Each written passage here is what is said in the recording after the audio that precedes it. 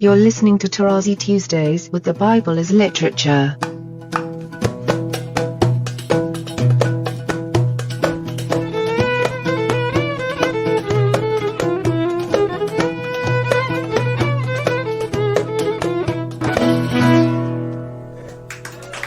Hi, this is Father Mark Boulos, and you are listening to Tarazi Tuesdays with the Bible as Literature podcast. This week, Father Paul concludes his discussion of Genesis chapter 17. I am pleased to introduce Father Paul on the Bible as Literature podcast, Tarazi Tuesdays.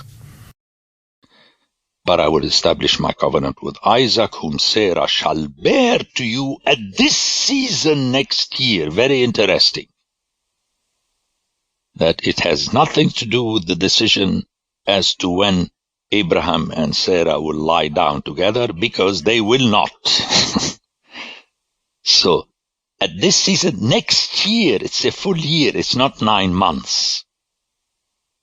When he had finished talking with him, God went up from Abraham.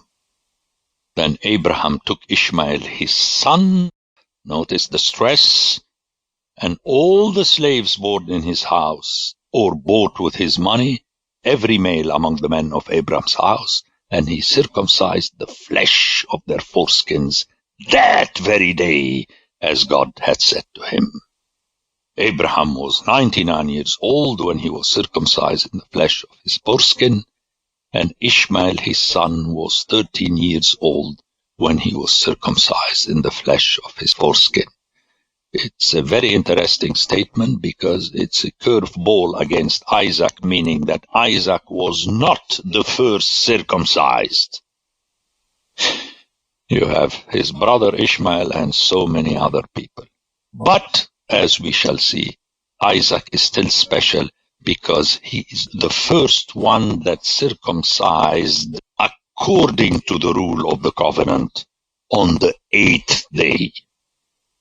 Okay, because the people that were circumcised were older. Obviously, you can tell me a few of them were 8 days old and so on, but this is not how the text functions.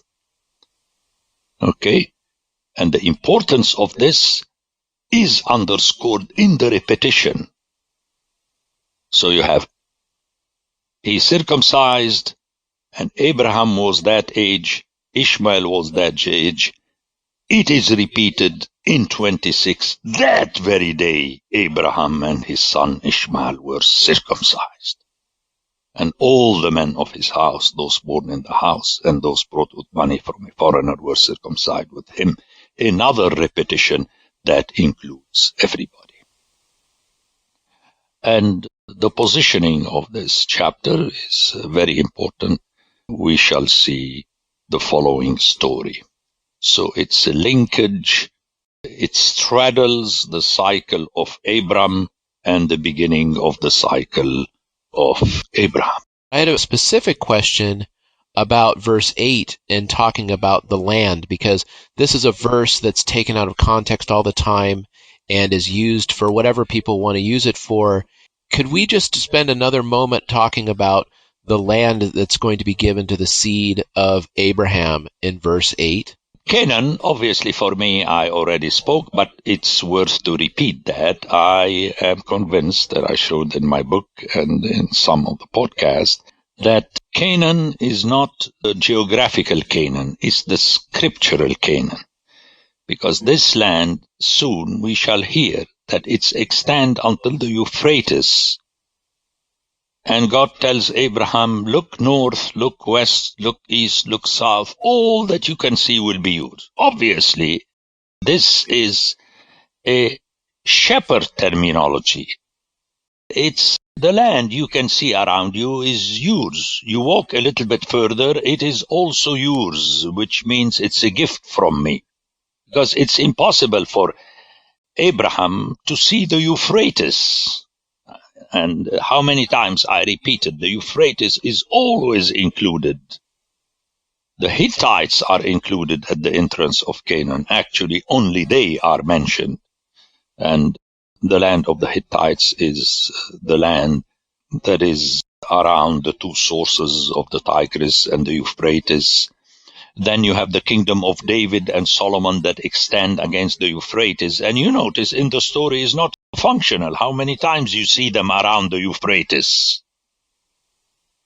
But it is this idea that the Scriptural Canaan, and it was a name of the area, South Lebanon and northern Palestine and so on, and the author chose it because it was around the area where the story, the main story of Israel and Judah took place. But then that's not the way it is. And the eternity that people stress, if that is part of your question, everlasting, it is the same word, olam, that is used with the covenant. So olam is a word that is under God's control for a very simple reason, because God is the God of all the olam and olamim. Olam means world and also age. So you have ages after ages after ages. And the human beings die. The only one who straddles all the ages and can show that indeed he actualizes his promise is God. You cannot do that. How many times I said to the people, according to the Bible, the people who left Egypt did not enter the land, and those who entered the land did not leave Egypt. And this stuns me always when people say, we left Egypt and we came to Canaan and we went to Babylon and we returned to Babylon. You know how we do in mysticism and liturgy and so on. I mean, this is ridiculous. And that's the function of the famous 70 years. 70 years, which means we have a new generation. I mean, let's say a couple of people that went to Babylon returned, but most of the people were born there. And those who went died. So we have to be very careful as how to understand. And you pointed out with astuteness at the beginning that people take it out of context. So let me give the parallel example. You enter Canaan and it's the land of the Hittites. I mean, for heaven's sakes, how could the geographical Canaan be the land of the Hittites in Joshua 1? It's an impossibility. But then we don't say that the author had an extra 2 drinks and he really didn't know what he was talking about. That's not the way you deal with literature. You have to submit to it. And notice how this verse ends, and I will be their God. Now, the people who know Ezekiel will see the connection that when you return to the land and you do my will, then you will be my people, and I will be your God. It's not the I am your God. That's not philosophy. And that is very important. So technically the solution is in the last words, and I will be their God. You won't be around Abraham to witness that. So the olam, the everlastingness, is the stamp of God, not a deed that you can show that this piece of land is mine. God never gives a deed. He just actualizes his promise. Earlier, you mentioned something that was striking when you talked about circumcision being presented as something that was offensive to the Greeks because of their adoration of the human body and so forth.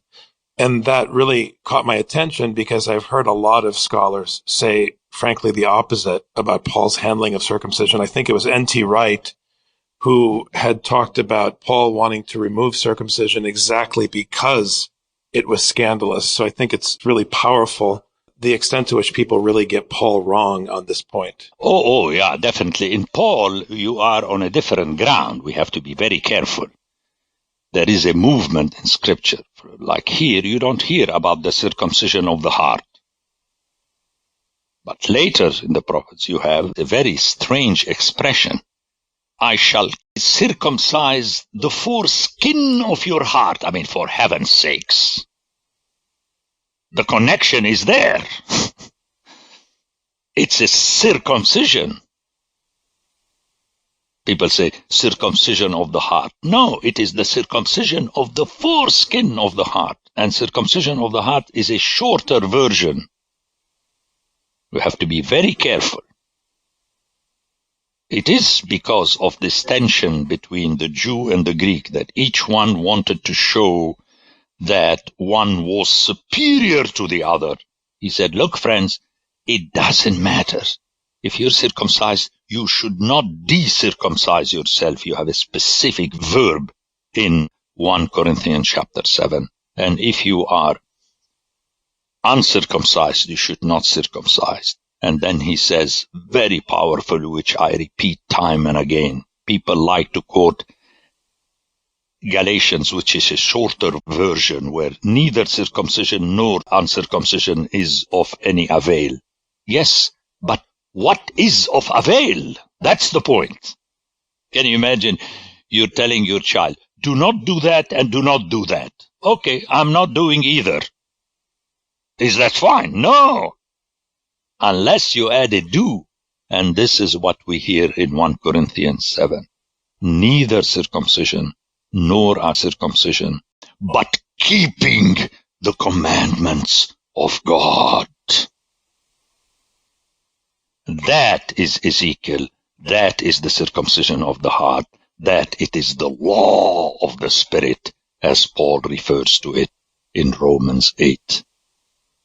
The law tells you what you shouldn't do, but also it tells you what to do. And that is the trouble also with people who like to. Because the negative is very easy to check. That Father Paul, do not do that. Well, at 75, anyway, I'm not able to do it, so what's the big deal? But it's the do. Dealing with the stranger as your brother because you were a stranger when I saved you. That is the beginning of the business between God and you. Let me jump to 25. I don't see Christ in the name of God, the King seated as Son of Man on his throne, asking you if you fulfilled my negative commandments. I don't hear it. Okay, a negative. Okay, I didn't do it. It's the positive. And here the circumcision is presented as something Abraham had to do. You can see circumcision with your eyes. And then when you look at those strangers coming from the Greek islands, remember, the authors, that's how I explain in my book, the choice of circumcision is clearly anti-Greek because the people of the entire area, and not only the Jews, were circumcised. You hear it in Jeremiah. So if everybody is circumcised and yet uncircumcised in heart, as Jeremiah says, it doesn't apply to the Greek because they are not circumcised. So really, that is the solution. Logically, you know how in my books I dismiss the scholars. I don't spend my time arguing with them because it's a loss of time. It takes so many pages and you tire your hearer. I think it's much better if we start writing and you have to show. And then if you can quote a few other, I'm not saying you shove them aside, but the main point of the argument is to invite your reader or your hearer to follow the intra-scriptural argument. I just told you, Canaan is not the geographical Canaan.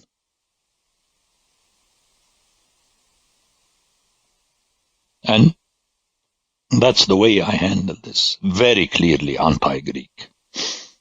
Very clearly. You remember, you have it in the time of Roman Paul, where, the shame of the Jew was his circumcision, because the Greeks would go to the baths and with the others, if they see something circumcised, it's not good. You have to keep your body as reflecting the divine, which seeped into theology where they didn't care about the body, but they start speaking about the soul and the spirit and the inside and the heart, reflecting the divine to the extent that they created theosis.